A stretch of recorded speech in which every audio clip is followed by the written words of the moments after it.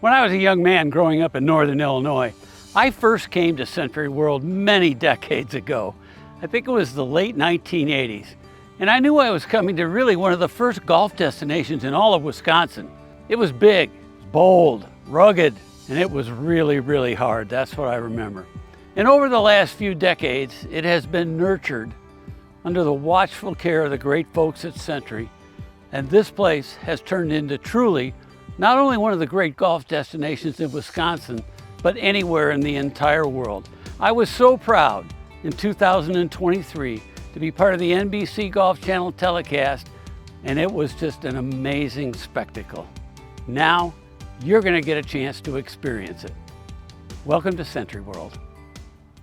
On the opening hole at SentryWorld, the center bunker is a great target off the tee. If you're a long hitter, you might be able to carry the left bunker, but do not miss left here at number 1. You will have a very difficult second shot. Par is always a great way to start at SentryWorld. Hole number 2 is simply one of the most difficult on the entire course. There's trouble on the left, trouble on the right. Do whatever you can to get the ball in the fairway off the tee. As you approach the green, play to the center or middle part of the green. Anything to the left, and you will have a very challenging up and down.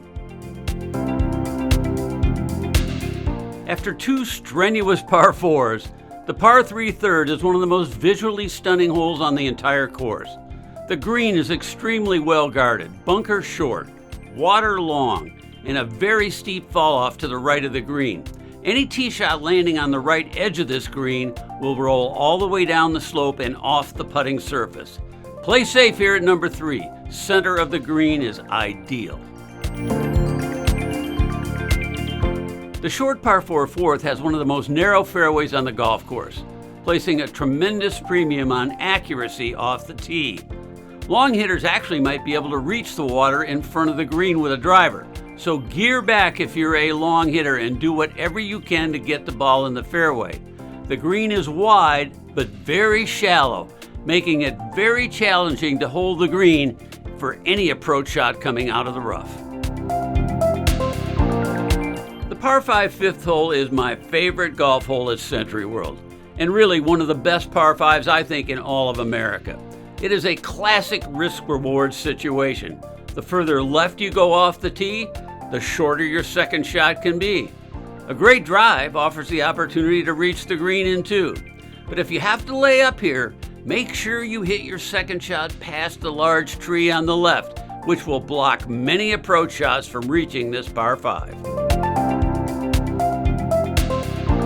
Number 6 is one of the toughest holes on the course, and in fact played as the most difficult hole at the 2023 U.S. Senior Open. If you can avoid the 2 fairway bunkers, you still have a big challenge ahead because 6 is an elevated green. Favor the right side. It's a good target for approach shots, as generally everything feeds the ball right to left after it lands. Number 7 is the longest par 3 on the golf course and features a very large green. The right side bunker here loves to attract errant tee shots, so make sure you aim left of the flag. It's always preferred over there. A shot that goes over the left bunker onto the green has ample room to land and feed right on down toward the hole. The short par 4 eighth definitely calls for accuracy over distance on both the tee shot and approach. Do whatever you can to get the ball in the fairway here because playing out of the rough is no good at all. Beware of the fallout at this elevated green. Aim left of the flag, keep it left whatever you have to do. Anything to the right is going to feed all the way down to a large bowl. Hole number 9 is relatively short by par 5 standards, but has many ways to jump up and bite you.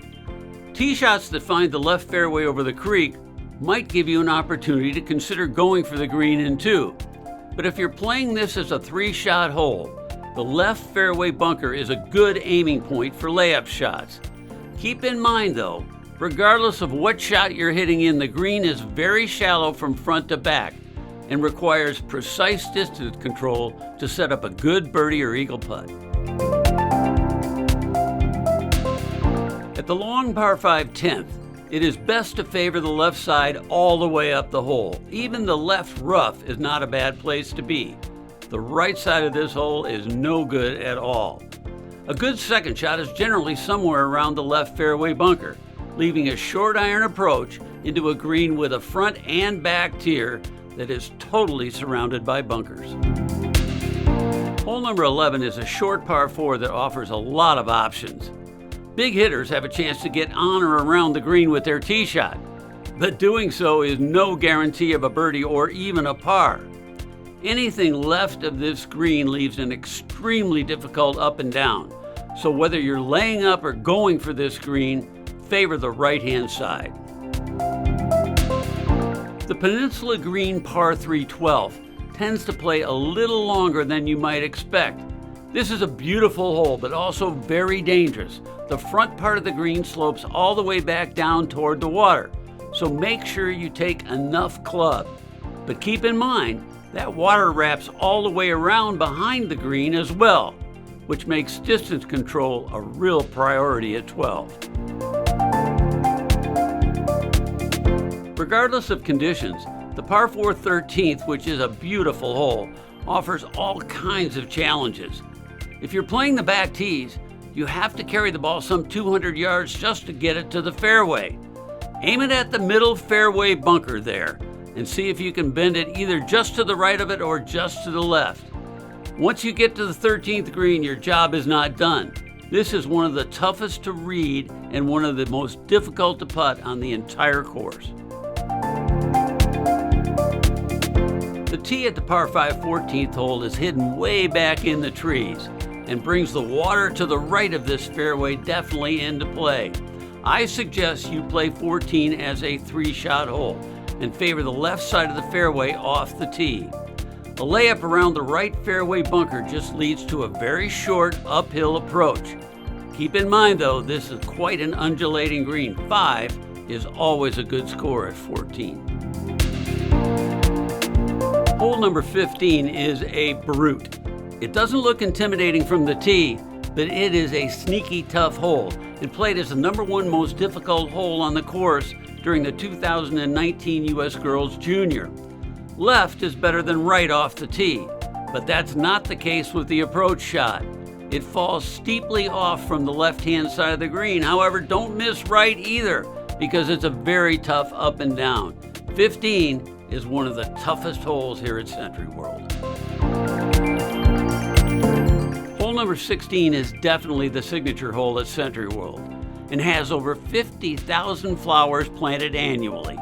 When you reach this hole, take a moment to stop and smell those flowers because it is stunning. Architect Robert Trent Jones Jr. has dubbed this hole his Mona Lisa. A good tee shot here finds the center of the green because it's not a big green, so no matter where the hole location is, you're going to have a nice birdie putt. The par 4 17th offers another great risk-reward opportunity. A safe shot to the corner of the dogleg leaves a straightforward approach, so don't take a chance over the tree. It looks forever like you can drive it over those trees on the right. You cannot. Get the ball in the fairway. And keep in mind the second shot plays downhill with the green sloping from front to back. Short is okay, but as you can see, long is not. The finishing hole at SentryWorld plays uphill all the way, whether it's the tee shot, the second shot, or even up at the green. It requires 2 really good shots to reach this green in regulation. If you can avoid the fairway bunkers off the tee, beware of this false front. It is very severe. If you can walk off 18th with a par at SentryWorld, it'll be a great way to end your day.